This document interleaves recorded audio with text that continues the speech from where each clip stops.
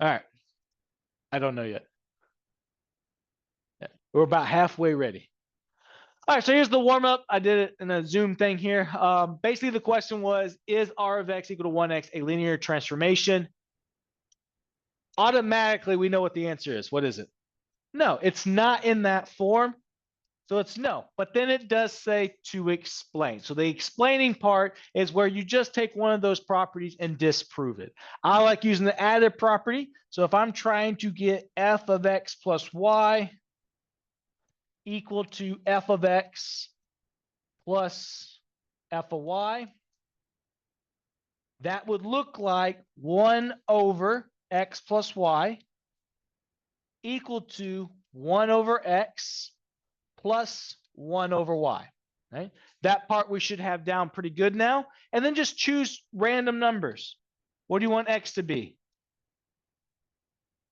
2. What do you want y to be? Awesome. All right, so then we get 1 over 2 plus 7. Does that equal 1 over 2 plus 1 over 7? Well, I can see that this is going to be 1/9. 1/9, if you don't know, is 0.1 repeating. You can type that in the calculator if you don't believe me. But over here, 1/2 plus 1/7, I guess I'll just use an equal sign rather than arrow. To add fractions, you have to find a least common denominator between the two. In this case, this would be 14. So I'm just going to simply multiply the 2 by 7, multiply this by 7, multiply this by 2, multiply this by 2. So this gives me 7/14 plus 2/14, which then becomes 9/14, which is unsimplifiable, but I can easily see that 1/9 is not going to equal 9/14. Now you've explained and proved it very well, right? Questions? All right, so let's get into the next. I know in college prep, that's what we've been doing today, adding and multiplying, dividing fractions. But you'll get so used to those calculators, we forget. And this is actually a TSI question, like it's on it and you don't get a calculator to do it. So it's good stuff to remember. Find least common denominators and stuff like that. All right. So let's jump into, I can't get it from there. So let me get here. Today's lesson. So this is lesson 4. We are about halfway to our mark for our first test, but this will be an appearance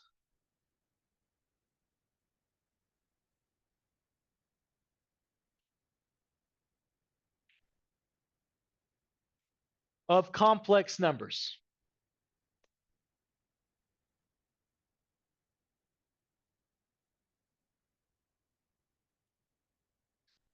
All right. So we just disproved that R of x equals 1x is not a linear transformation.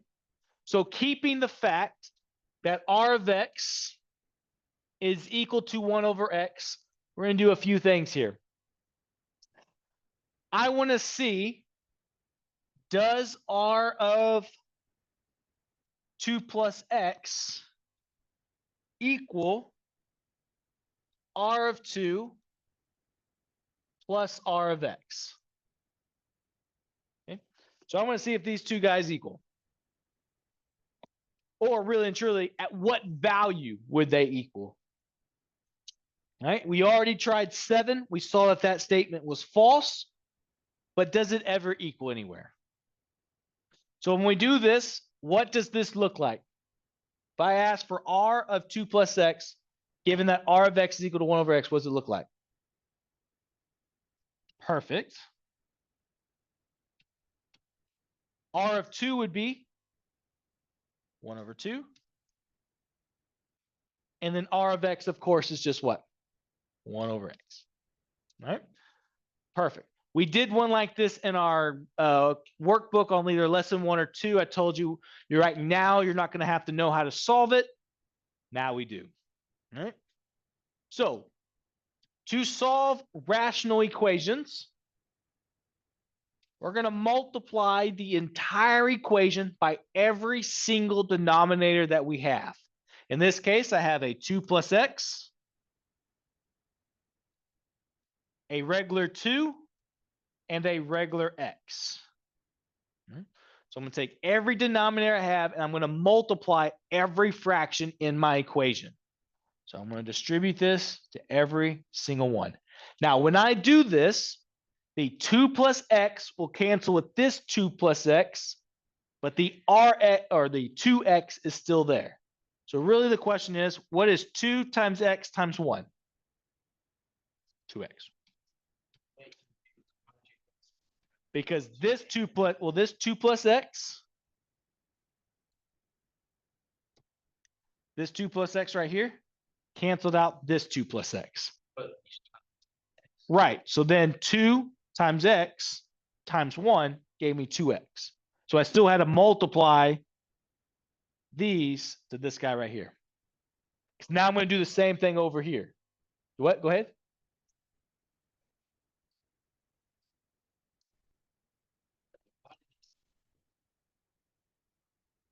Ooh. Okay, I like where you're going with this. Let's say I have 2 times 1 over 2. Okay. I could do 2 times 1 and get 2, put this over 1. And then I could do 1 times 2 and get 2. And then I could then simplify that. 2 divided by 2 is just what? 1. Or I could do this. Since I'm going to multiply by 2 and divide by 2, I can cancel those 2 out and be left with just 1. That's what I did here. So I'll show you how that looks as well.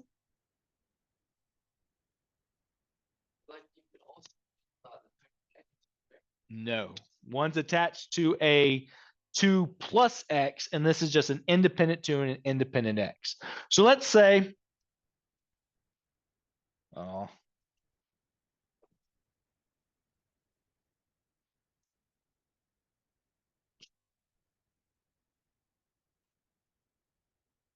right, let's say I did not cancel anything. If I had to mathematically do this, I would take this entire thing and multiply it by 1. But if I multiply it by 1, is this going to be this entire thing, right? So then it looks like this. 2 plus x times 2 times x all over 2 plus x, right? Because this is technically like over a fraction 1, right? But then what do you see here? There's a 2 plus an x on top and bottom. So therefore, I can then cancel those out, and then I'm still stuck with 2x. All I was doing was basically deleting this step because I know that this guy will cancel out with this guy, and then I'll be left with that. If you don't see it yet, write it all out because then you still get to the same conclusion. Right? Applying the same thing, Caleb. This 2 will cancel out with this 2, and then I'm still left with 2 plus x and x and a 1. So I'm just going to multiply all those out, and so I get 2 plus x times x times 1, which is just going to be itself. So all of the 1/2 here just turned to this. And if you need to see it algebraically, think of it like this. This is going to be 2 plus x times 2 times x divided by 2. What's going to happen to those 2's? They cancel each other out, leaving you with that. That's fine. That is okay with me. More work is good. So if I did the same concept, 1 times all of this mess will still be this mess. And then the x is on the bottom. Now what happens? The x's cancel out, leaving me with 2 plus x times 2. That's where we're at now. We good now? If you have to show this, do it. You ain't bothering me none. But my process for you is to always get you to be quicker with your math. Until you can get there, do that. I'm good with that. So we're good? Now we have a regular linear, well, won't be linear for long, but we have a regular polynomial equation that we can try to solve. Does everyone have this? Because I'm going to need a new screen. Actually, I could probably do over there. So if I come over here, I'm just going to work it out. So I have a 2x. Nothing really happens there. What's going to happen to this x times 2 plus x? Right, I can distribute this out to both of them. So it wouldn't just be 2 plus x squared. It would be what? 2 plus, or 2x plus x squared. Go ahead, ask the question.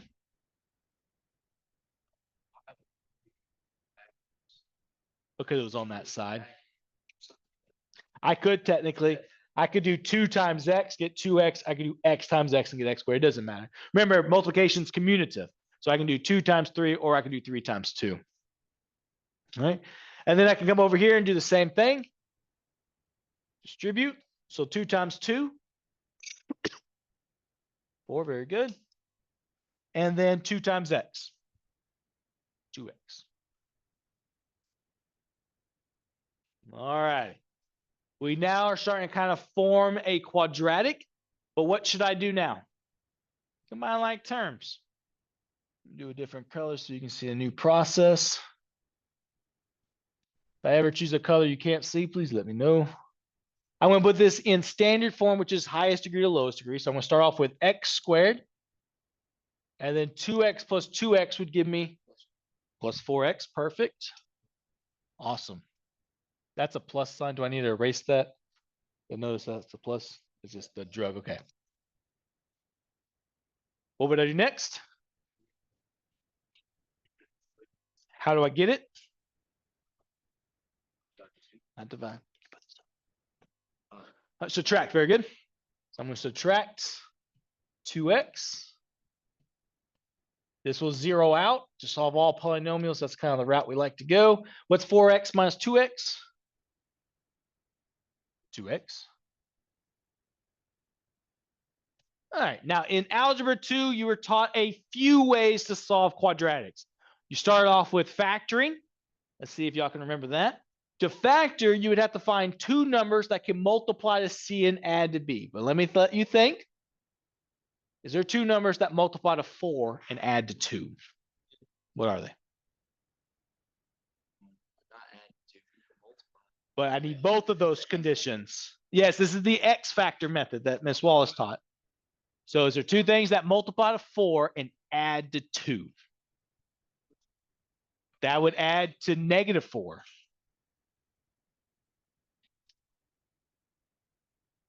No, right? The only way to multiply to 4 is 1 and 4 and 2 and 2, and none of those add up to 2. So yeah, so in this case, it's unfactorable. So then she taught you a different technique. She said that you could do the quadratic formula. Do you remember the quadratic formula? It is something like that. So here's a side bar here. The quadratic formula is -b plus or minus the square root of b squared minus 4ac all divided by 2a. When I was in Algebra 2, my sophomore year in high school, my teacher basically said, if you can memorize that with like we used to do a pop goes the weasel thing. If we did it in front of the class, we got like 5 extra points on a test. I believe I did that. So because of that, it's been stuck in my head. But literally, it goes with pop goes the weasel. -b plus or minus square root b squared minus 4ac all over 2a. And the little clown comes out. No, that was the kind of toys I played with when I was a kid. So, all right. Regardless, I don't technically require you to memorize this. The SAT, the ACT, and the TSI do. So if you're preparing for those, use some flashcards to memorize these formulas. It was a what? Come again? It's multiple choice, yes, but it's not like, what is this equation? You would be applying this equation like what we're about to do. Yes, sir. Yes, sir.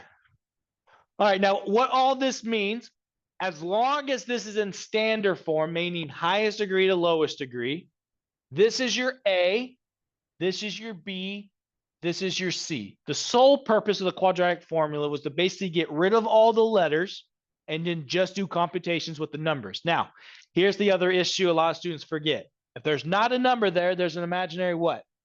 1. So that means that A is equal to 1, not 1x squared, just 1. What would B equal? Just 2, not 2x, just 2. And then C would be 4. Very good. Now that you have your A, B, and C, all we're going to do is literally plug it into this formula and then do PEMDAS on it, or operations to simplify it down. Okay, so here we go. Perfect. -2 plus or minus. So technically plus or minus means there's 2 answers that we're going to get out of this, a positive version and a negative version, or you're going to add and then subtract inside it. And then we get 2 squared, 4. I like to use parentheses here, but you can use the multiplication dot if you'd like. So 4 times 1 times 4. So I just feel like that looks cleaner, but if you like the multiplication dot, you can use that. Just know that you're multiplying these, and this is not 414. This is 4 times 1 times 4. All divided by 2 times 1. All right. Any questions on how to plug this into the formula? All right. Now we're just going to compute it. I can't really do anything with -2. That just becomes -2. Why would I do that? Tell me what you get. What's 2 squared? 4. Minus, what's 4 times 1? Times 4? 16. All divided by 2 times 1, which is 2. All right. I'm running out of room. Hopefully you are not. So this is now -2 plus or minus the square root. What is 4 minus 16? -12.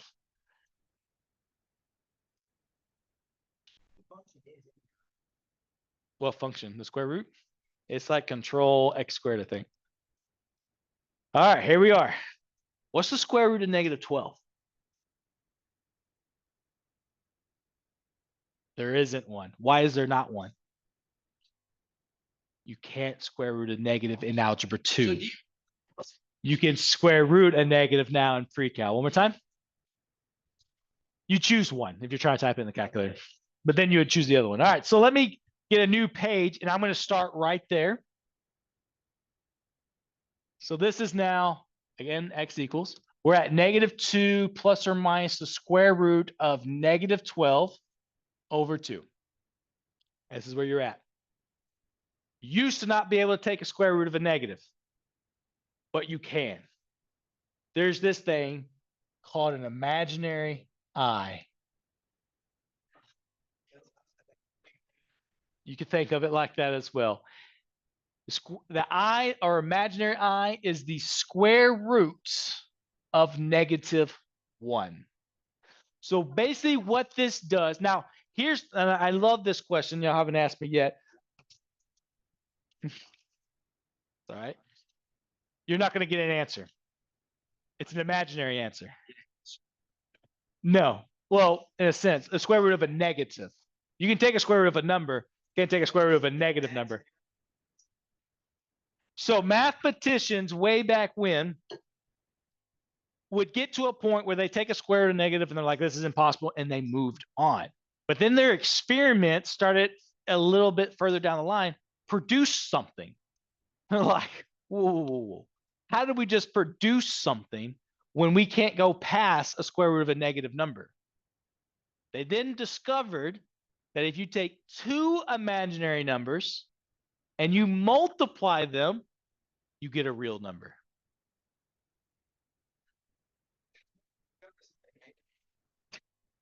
It was. Well, they at first they just stopped working because they're like, it can't go. But then their experiments, whatever they were doing, discovered that they were still producing something at the end. They're like, It should have stopped here, but it produced something. Whoa, something happened here. So then they did a lot of experiments and realized that if they take two imaginary numbers, what's I times I? If we talk about just letters, this would be I squared, which then is the same thing as the square root of -1 squared. And what's going to happen to the square root and the square there? It's going to cancel. And now we're left with -1, which is a real number. So this is why complex numbers came in. So this is an imaginary number. It is called complex numbers. No, I'm kind of jumping the gun on the lecture here, but it is called complex numbers because it's usually in this form, A plus BI. This is important. Complex numbers are in the form of A plus BI. It's called complex, not called imaginary, because the A would represent the real part,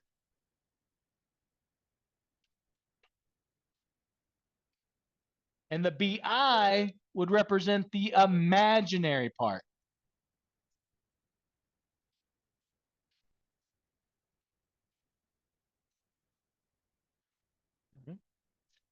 So that's what makes it complex. It has real and imaginary part of it. Now, later in this lecture, or maybe tomorrow, I'll show why we use these complex, because you can actually graph this in space. Like it actually goes somewhere. Even though it's got an imaginary part, it actually goes somewhere in the world or in their calculations of math. And we'll put it on a graph so you have more of a geometric look. All right, so to jump back to our original question, the reason we get to play with this, anytime I have a negative, I'm just going to pull it out as an I. I'll put an I right here and then pretend it's a positive. So now I have what it looks like to be -2 plus or minus I square root of 12 divided by 2. Now we'll practice this a lot, but here's the next thing I expect you to be able to do. Simplify these radicals, which is these square roots. This is how I like to do it. I like to do what we call a factor tree. So what two things multiply to 12? 6 and 2. Then what two things multiply to 6? Okay.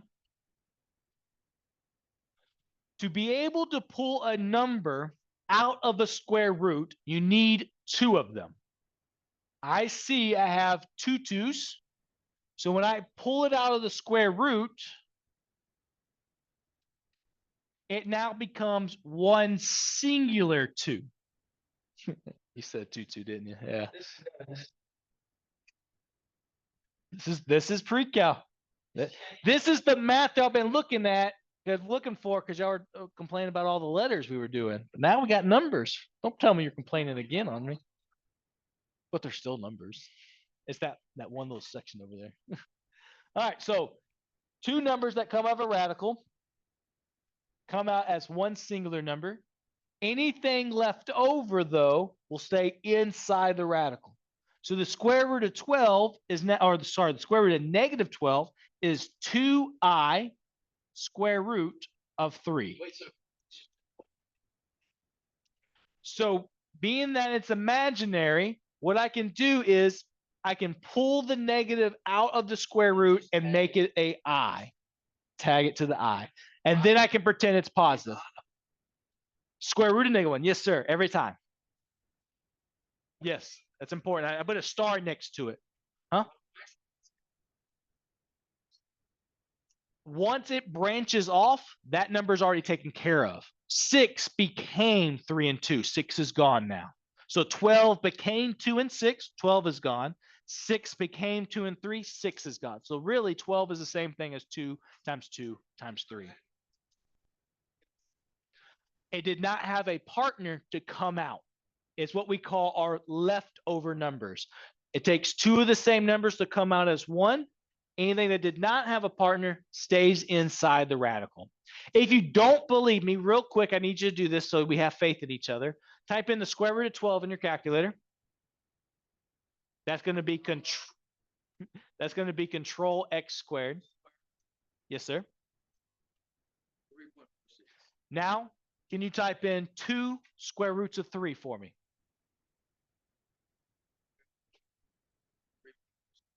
Gives me the same answer. So I've not lied to you. I want to make sure our trust is there. Square root of 12 is the same thing as 2 square roots of 3.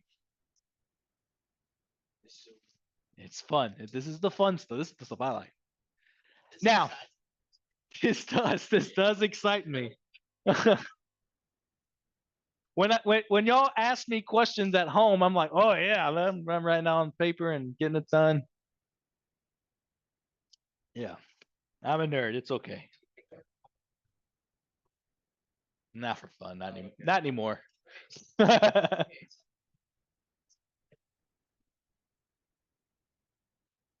Some people do. I don't know.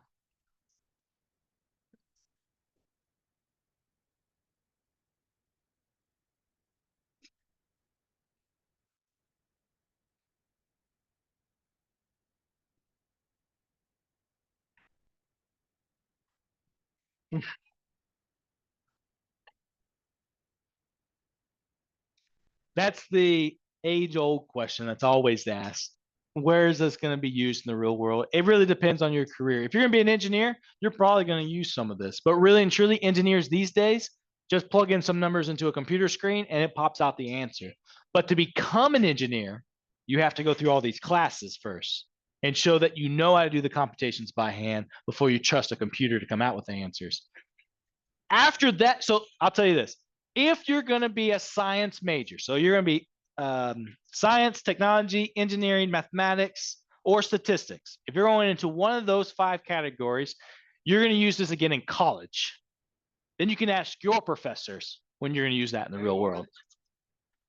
So any science job, any technology job, any engineering job, any mathematics job, and any statistics jobs, you're going to use this again in college. If you're not going to use any of these things, you're probably never going to see this again.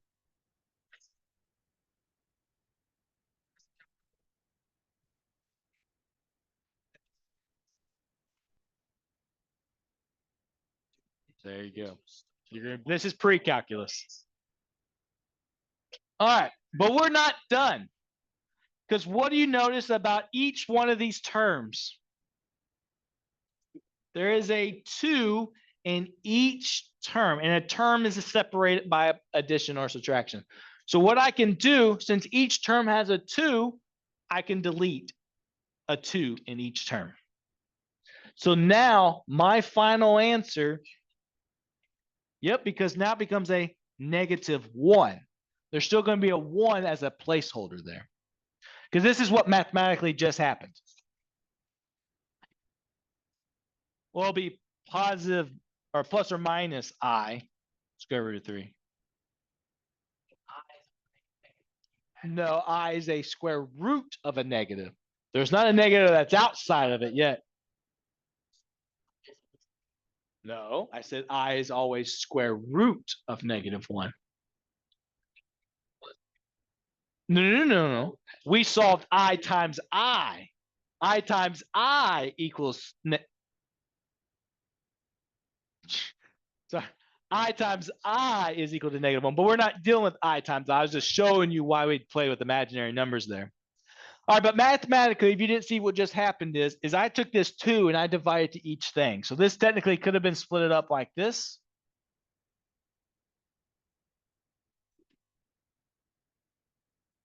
As such. So what's 2 divided or -2 divided by 2? -1. The 2's here will cancel. I'm left with I squared root 3. So that's the process that just happened. And this is your answer. Yes. So for that original question, R of 2 plus X to equal R of 2 plus R of X, the X would have to be -1 plus I squared root of 3 and -1 minus I squared root of 3, which means it's a complex imaginary number, which doesn't exist, which is why it's not a linear transformation.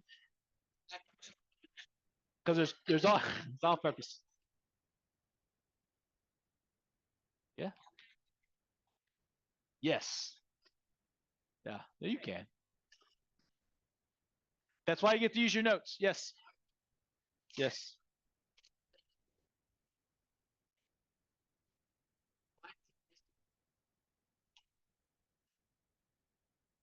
Okay. Pre-Cal Honors was a class you chose to take, just to be honest with you, because your other option was college prep math. You could have gone that direction, or you could have done dual credit statistics.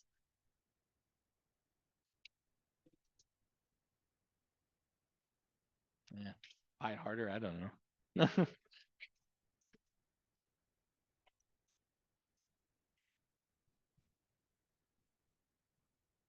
Oh, man, you are preaching to the choir there.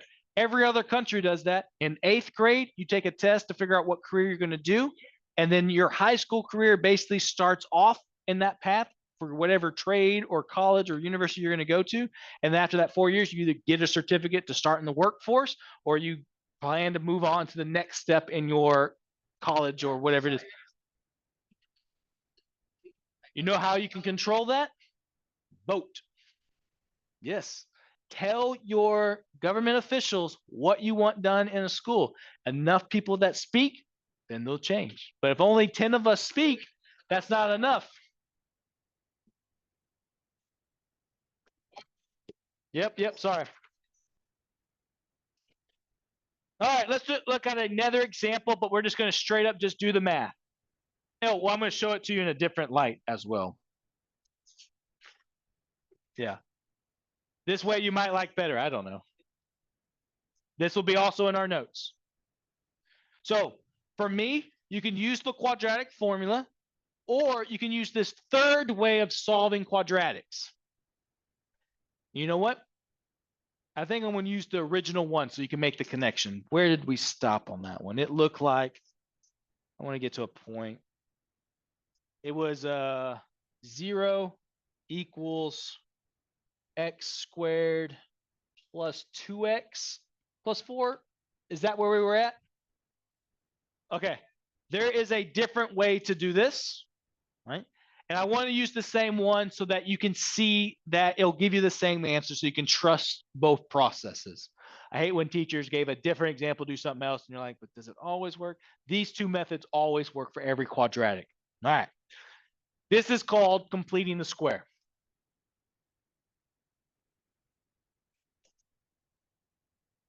Is it E-I-N-G or just I-N-G?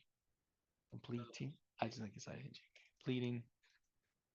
Did I tell you I don't take off for spelling? Because when do you use words in the real world? Like, never. Yeah. Sometimes my autocorrect does the wrong word, or I hate when I'm typing in and the autocorrect's not giving me the word I want. Like, delete. All right, anyways, okay. So in the very first step, ain't it? Oh, actually, sorry.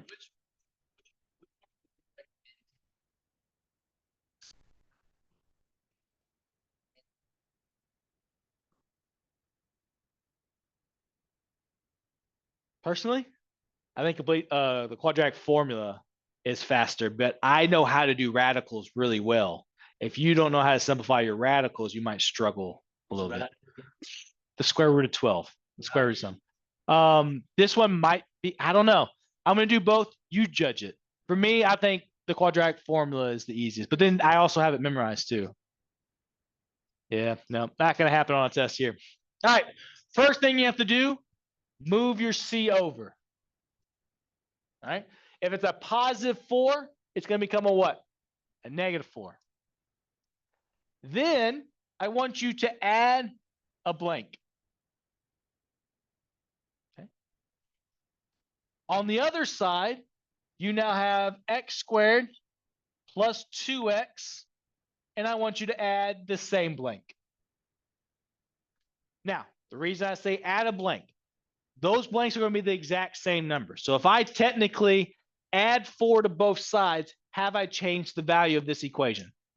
No, because what you do to one, you can do to the other. It all works back out, okay?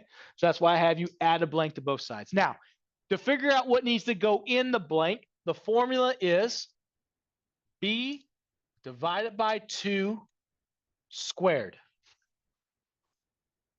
I love it. I love it. What is my b? 2. So that means that this becomes 2 divided by 2 squared.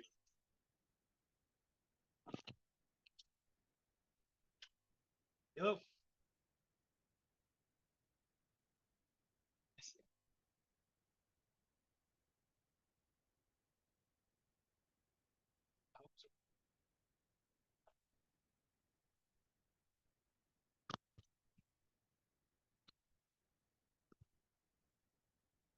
It is. It's just a. I don't know why it does that. It's like the pen drags. Anyways, all right. So what's 2 divided by 2? And then 1 squared is just 1. So that's the number that's going to go in your blank. So I'm going to add 1 on both sides. Now you might be thinking, why did we just do all this? What purpose does this have? Okay. This is now what we call a perfect square trinomial, meaning this trinomial will always factor into a singular binomial squared, where the leading term will always be an x. So what you just formed is what we like to call a perfect square trinomial, meaning it basically comes out with the exact same binomials on both sides. So I can rewrite it as just that binomial squared. The leading term will always be x. That's true for every single part. Now, what goes inside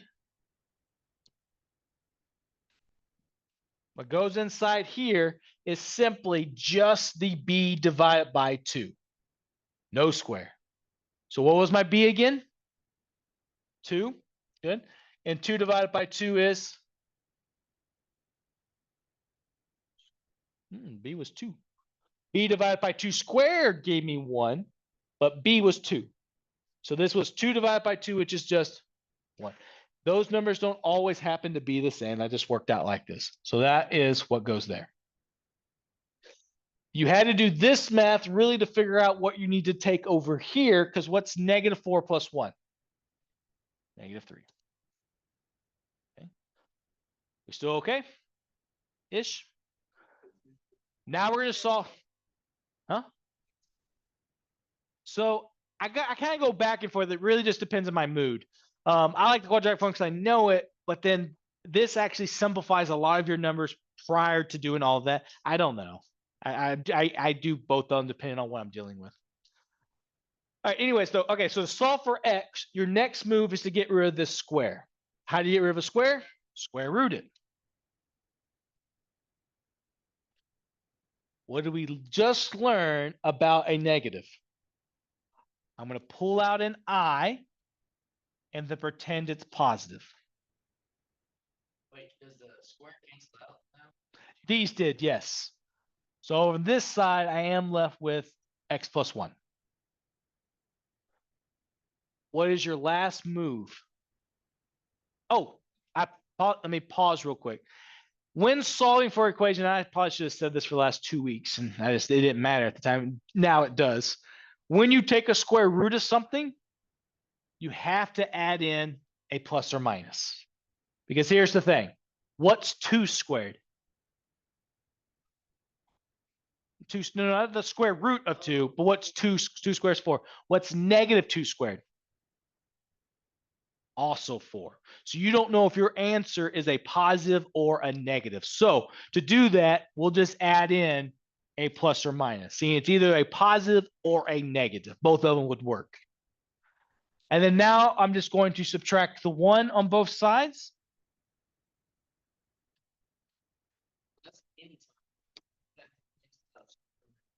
You need to put a plus or minus. And I should have been telling y'all this whole time. It just didn't matter beforehand. Notice, is this the same answer I got when I did the quadratic formula? Yeah. It is. It is. Now, also notice too as well, I put the -1 in the front, and it goes back to that note. a complex question or complex answer has to be in the form of a plus bi, If it's just where -1 is your real and I square root of 3 is your imaginary. Go ahead. So I pulled the I out of the negative and made it an I. By telling the reader that you have an I already know it's because there's a negative there. if it's not a negative, then You don't need an I at all. And you can just, yeah, do it regular in your calculator and whatnot. Questions? You judge on what's easier for you, the quadratic formula or the completing the square.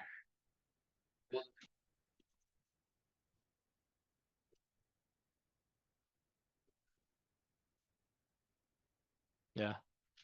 So I tell you what, I want you to play around with it. You can choose quadratic formula or completing the square, but I want you to just to solve this one. All right. There's no R of X or anything. I just want you to straight up solve this one. 3x squared plus 5x. I can't do this one with you. Equals 1. Oh, what's that? So that's a 7 and this is equals 1. Sorry, I hit the board with the paper.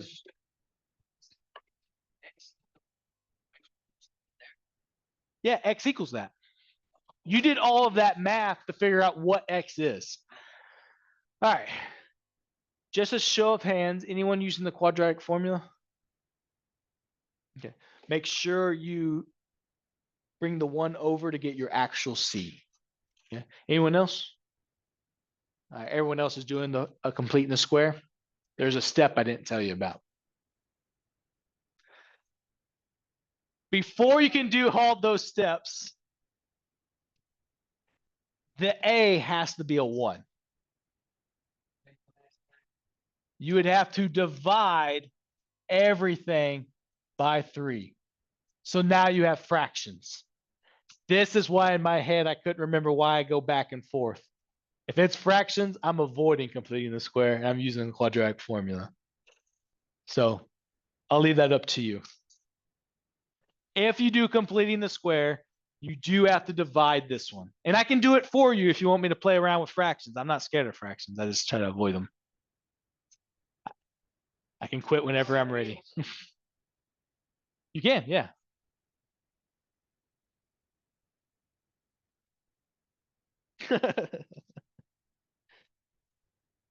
Oh, man.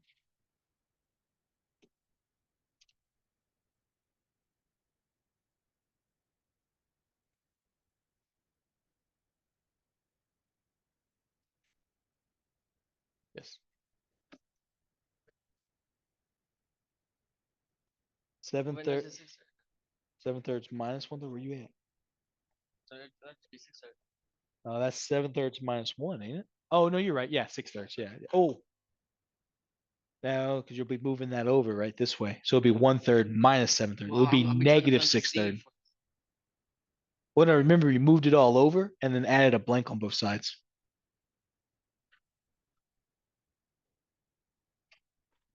So here, I moved it over to add a blank on both sides. So you would move that 7/3. You move the 7/3 over, so it becomes 1/3 minus 7/3, which is negative 6/3 or negative 2. Yeah. Yeah. Oh. It's or it'll be negative b plus or minus square root b squared minus ca. 4ac. C, yeah. Technically, you're not wrong by saying C4A. Just sounds weird. Yeah. And then you can move it again. Yes, yeah. Are you serious? All right.